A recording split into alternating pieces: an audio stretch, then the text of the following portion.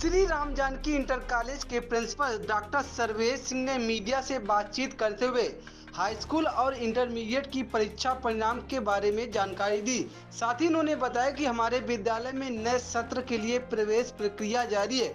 आगे उन्होंने बताया कि हमारे विद्यालय में कक्षा 11 और कक्षा 12 के लिए अनुभवी टीचरों की आवश्यकता है।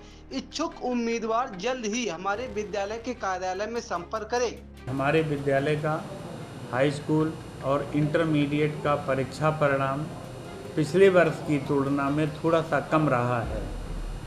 पिछले वर्ष हमारा 90 से एबव था, लेकिन इस वर्ष हमारे छात्रों ने उतना अच्छा प्रदर्शन नहीं किया है।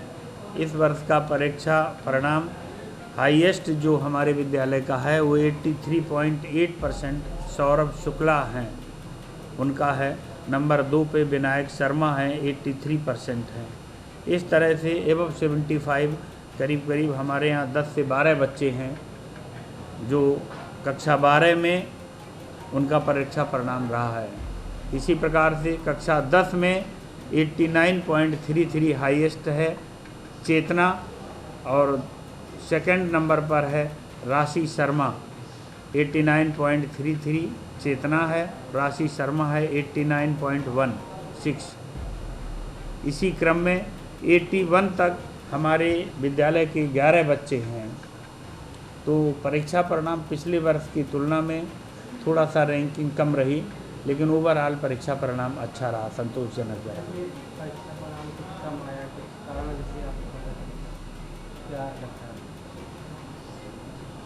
हमारे विद्यालय में हम लोगों ने पढ़ाई के क्षेत्र में कोई चूक नहीं की है, लेकिन कम होने के कारण हमने ये समझा है कि जो हमारे टॉपर स्टूडेंट्स है उसकी हम स्क्रूटनी भी करा रहे हैं।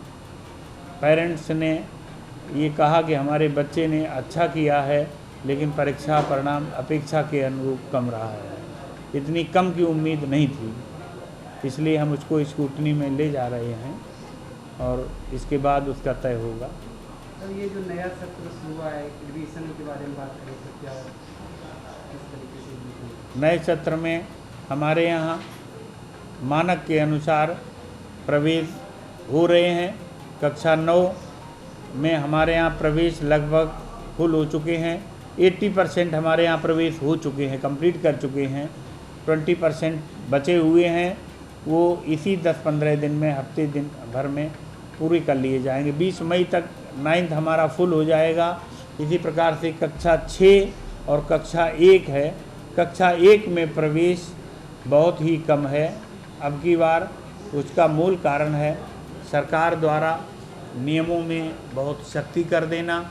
बहुत अधिक 80% बच्चे आते हैं जिनके आधार कार्ड गलत हैं, जिनकी जन्मतिथि सही नहीं लिखी गई है, क्योंकि ग्रामीण क्षेत्र में अभिभावकों में शिक्षा का अभाव होता है, उनके पेरेंट्स पढ़े लिखे नहीं होते हैं।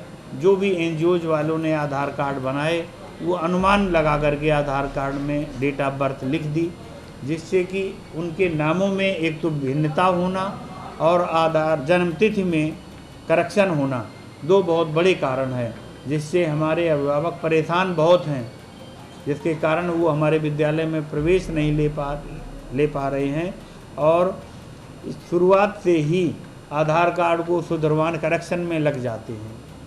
सर, ये आधार कार्ड में करेक्शन कराना थोड़ा सा मुश्किल लगता है, कोई दूसरा उपाय होता है जैसे एडमिशन लेने का, ऐसा कुछ है? ऐसा अभी तक फ़िलहाल कोई उपाय नहीं है, क्योंकि आधार कार्ड मास्टर कार्ड बन चुका है और उसकी पूरे देश में अपनी एक पहचान है। वो आइडेंटिटी पूरे परिवार की डिसाइड करती है, इसलिए आधार कार्ड का बच्चे का हो, माता का हो, पिता का हो, वो सही होना अनिवार्य बन गया है। सर, जैसे ये राम जानकी स्कूल बिठूर कस्बे का एक बड़ा स्कूल है, कक्षा 1 से 12 तक क्लासेस संचालित होती है।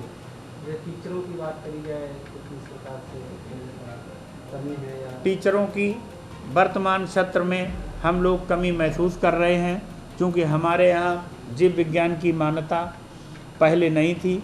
पिछले वर्ष से ही बायो की मान्यता मिली है, जिससे लगभग 150 छात्रों की 2 सेक्शन की बढ़ोतरी हुई है।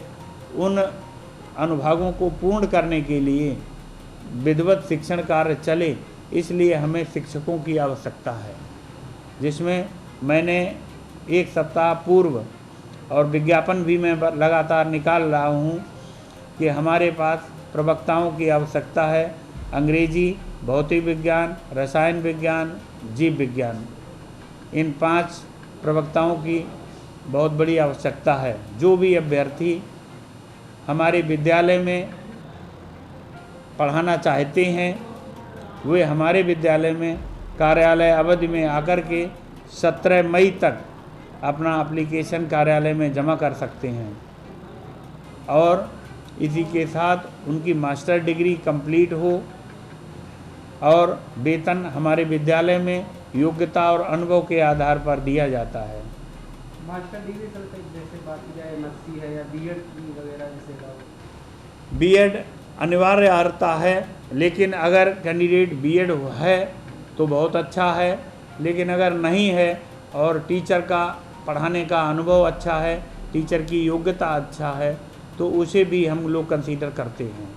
इसी के साथ हमें कंप्यूटर के लिए स्मार्ट क्लासेस हमारे विद्यालय में कक्षा 9 और 10 की संचालित हैं। उनको कोऑर्डिनेट करने के लिए एक कोऑर्डिनेटर की आवश्यकता है। उसका इसेंशियल जो क्वालिफ़िकेशन है कि उसे कंप्यूटर की नॉलेज होना चाहिए बस। और हमारे यहाँ 9th 10th में स्मार्ट क्लासेस संचालित हैं और उसी 2 या ढाई घंटे के जो भी 3 घंटे का समय लगेगा उसी के बीच में उसका समय लिया जाएगा। अगर हमें कोई कोऑर्डिनेटर अच्छा मिलता है तो उसमें भी हम लोग उसको रखेंगे।